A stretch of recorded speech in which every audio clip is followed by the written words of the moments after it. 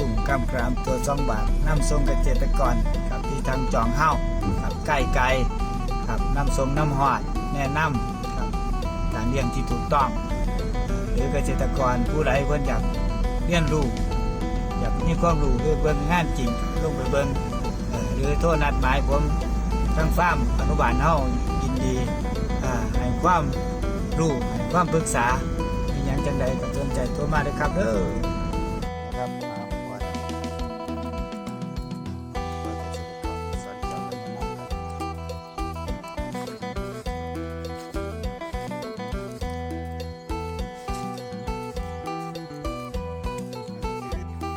บรรยากาศการปล่อยกุ้งครับ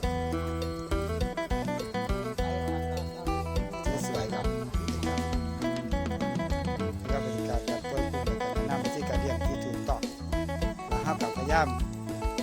ทำความเข้าใจกับคนเลี้ยงน้ำเป็นไรกำไรเท่ากัน